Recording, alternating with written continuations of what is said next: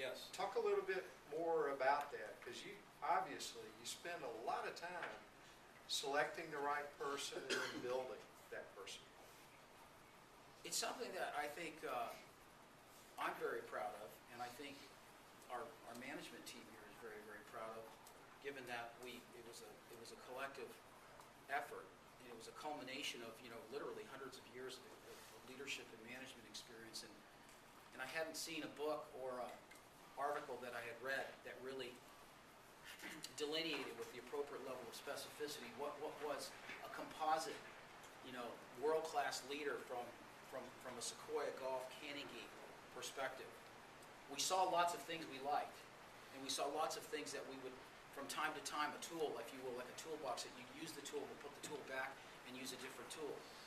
And we saw things that we thought were the genesis of something that could be fantastic in terms of what our leadership and management profile should be.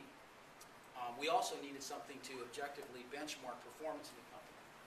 Executive performance principally, but also what we call the PGA Tour, which are our young up-and-comers, some of them sitting in this room who aspire to take on bigger leadership positions in our company, and we hope would. And also, we feel like, a company should stand for more than a paycheck. We should develop young people. That's what they want.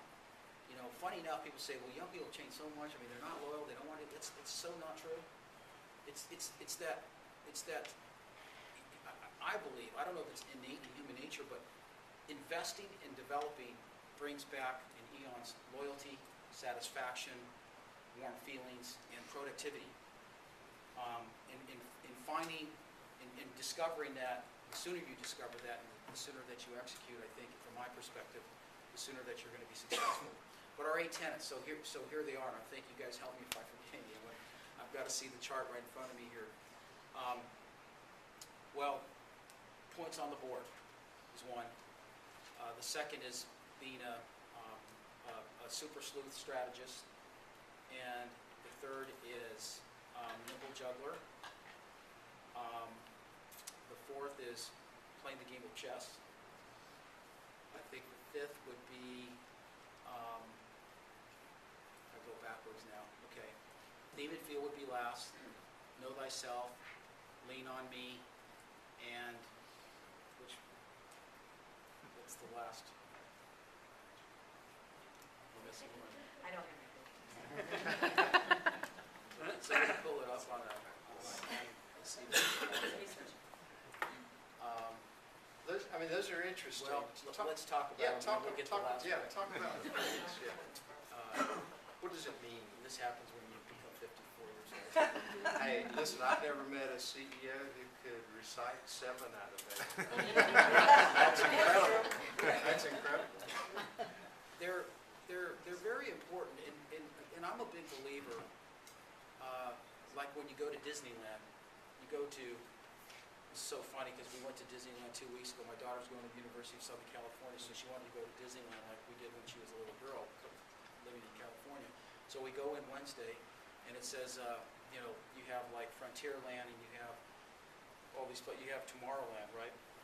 So you go to Tomorrowland, and it's like the rockets from the 1950s. As a kid, you used to envision going to the moon on it. Like, are you kidding me? This is Star Wars. It's like, this has already all happened. This is like Yesterdayland.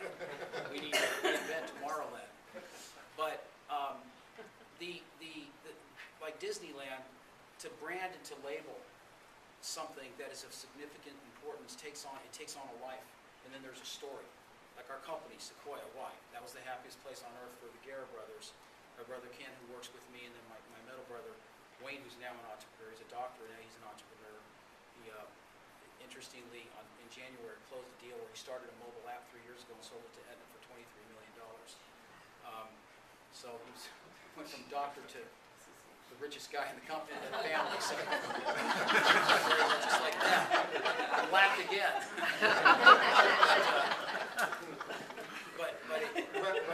Bunch of low achievers. We're all low achievers. But having that brand and putting that recognition around it really takes on a life of its own, and they're all important. So, for instance, let's take chess playing. Becoming a skilled chess player. I started playing chess. My dad made me, I had to study an hour a day, or I had to play chess for an hour from the time I was about 3 and a half, or 3, who knows what age, well before school started, until I was, 7 or 8. I mean, you had no option. You were going to study, or you were going to play chess. And let me tell you, that made me hate school for 10 years, by the way, which is why I sub-optimized till I got to my junior year. But I learned how the danger in risk-taking, if you will, assuming that you're going to take an offensive approach in the game and losing, as well as being passive and being too defensive and getting your butt kicked. My dad was pretty skilled at it. And boy, I've thought about it. I thought about it so many times over the years about, gosh, this is just like the game of chess. Let's just go through all the permutations. There are millions of permutations in the game of chess, but there really are very few in business. So you have a tremendous advantage. So, who wants to be Bobby Fischer? I'd rather be Joe Guerra. You don't have to be as smart. But having the benefit of being able to think through those permutations in business, so you think of all the alternatives, the strengths and weaknesses of every alternative before you make a decision, and guess what? You're going to make better decisions. And the purpose of that is not so much to put somebody in check, but to make sure you're not put in check, and then ultimately checkmate in business, which is goners, So you simulate the decision.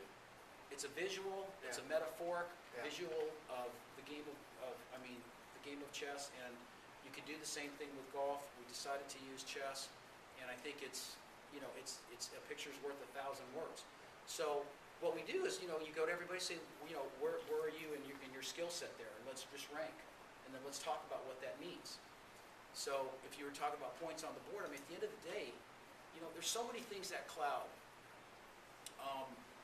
your objectives. Your email, your cell phone, leadership, you got customer problems. So there are always things that do not go according to plan.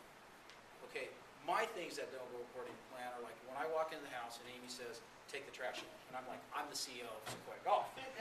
Somebody does that for me wherever I go.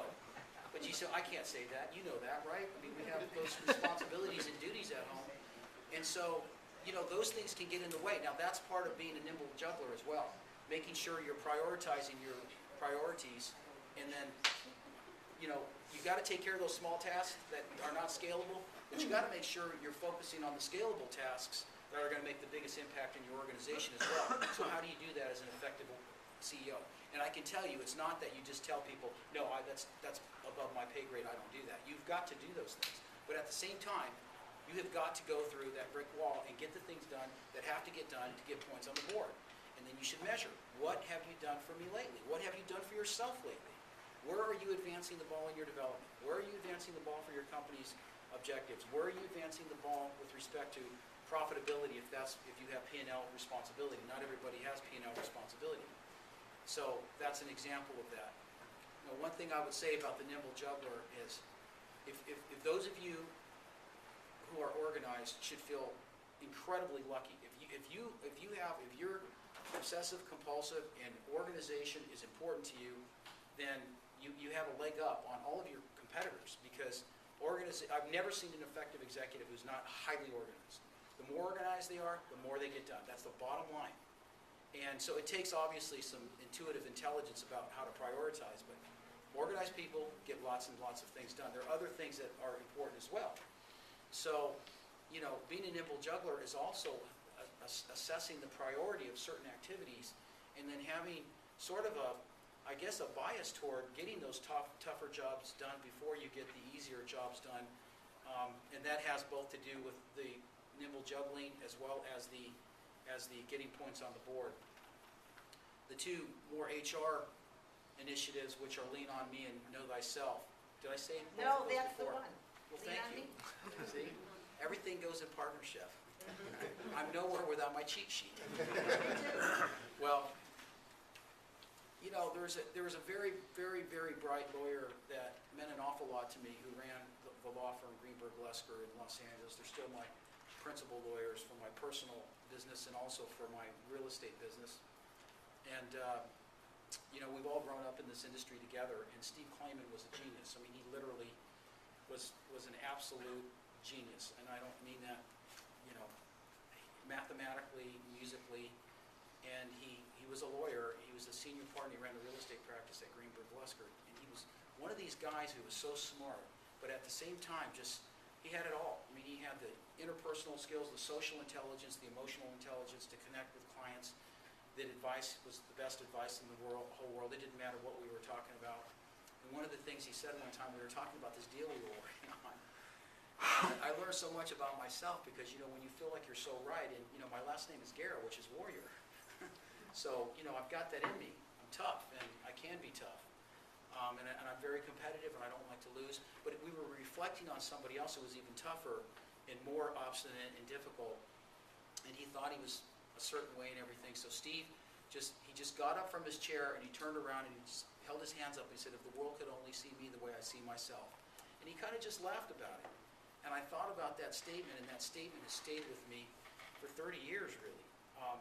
It was so poignant. And I have to remind myself of that because, successful people have egos. And, it takes discipline to control that and to make sure you keep that the genie inside the bottle.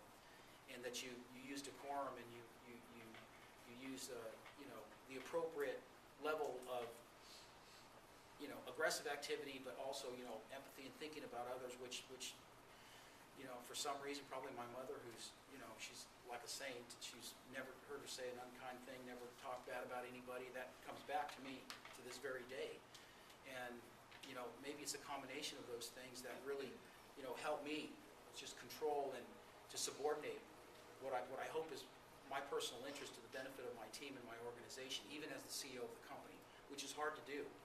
And there's times when you have to serve, but most of the time it's not necessary, so why do it? Because that's more about your lack of discipline than anything. So knowing thyself is really understanding the gap between the quality of human being you want to be and where you are today.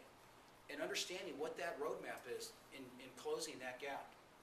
And I can tell you, even knowing this my entire life, and thinking about it day in and day out, it's not an easy objective. And as you become more successful, and as you become more powerful, if you will, and you have more resources at your disposal, it becomes easier to fall away from that. You can start rationalizing your behavior, and people allow you to do that. They make allowances for leaders. And I think I'd like to think I'm working every day, not to say that I'm doing this. And my team would probably say, Joe, are you kidding me? You never do this. But I'd like to think I'm trying at least. To set a stage where I'm sitting in the back row as the director and not sitting in the front row or on the stage and telling everybody how I want that stage set. I want to sit back and observe. I want to be a coach from the outside. Coaches can't play the game. Coaches are watching the game from the sidelines and coaching. And I see so many leaders trying to lead, they say by example, but in fact doing for, as opposed to teaching and counseling and reflecting. And asking people, well, what are your thoughts? And coming together with a collaborative decision when it comes to important decisions. And so, I think that knowing yourself is important, and then lean on me is all about compassion. It's all about empathy. It's all about really, I visited the Samaritan Clinic yesterday with Kay Crosby and Dan Hensley and Laura Thomas and Val, and we've been donating and supporting that charity. From the minute I heard about it, okay, it wasn't like they're my friends or they're doing this. I go, this is something that I said, this is incredible. Helping indigents, who can't get on their feet. And I guess the reason I feel this way and I feel so blessed is I'm like, it's beyond being blessed. It's like, you don't get to pick your parents. Some of you have heard me say this. You don't get to pick who you're around. You don't know why you have the intelligence you do. You don't know why you have the resources you do. I think the biggest sin of all is not maximizing your potential, given the fact that you have all of those attributes, and sub-optimizing. Because, gosh, the poor crackhead baby doesn't get to pick their child, or somebody who's an orphan. These indigents that visit this, and Kay was telling me, they've got nothing. They're living on the good graces of others. And, you can say, well, they should pick themselves up by their bootstraps. Really? Well, if you had the psychological problems, if you had the parents, if you didn't have the upbringing that you had, how would you be? How would I be? So I look at that and go, are you kidding? Okay, first of all, what's the definition of luck? Having great parents and having, I guess, average intelligence or above, and the ability to sustain execution of your life in a positive way. So we have that. I have that. So, it's not about me. It's about, look, this is my responsibility. I think this is what God's will is for me. And I'm not perfect. by any stretch of the imagination. And gosh knows I've got so many awful flaws, I mean, that I deal with that I'm hard on myself about. But I know that these other things can be utilized and scaled to do very, very good things while here on earth. And that's important to me. And that you know, I figured that purpose out, you know, probably not until I was 35 or so. And it changed my life, so it's not all about me, it's about that. So that's what, you know thyself and lean on me is all about, and helping young people understand what their purpose is. Most people don't know. We can figure it out. We can help them figure that out. So, you know, I think it's very, very good to have a mission, but a mission is, it's kind of a guiding light to be a mission-driven organization, but I'd like to think that being a value-driven organization and making money for the purpose of making this place better, contributing to your economy, and all the things that you can do if you're a for-profit organization, and helping nonprofits, by the way, like Hayes Organization and others. We started a foundation last year, which we're very proud of, are very important objectives from a for-profit perspective.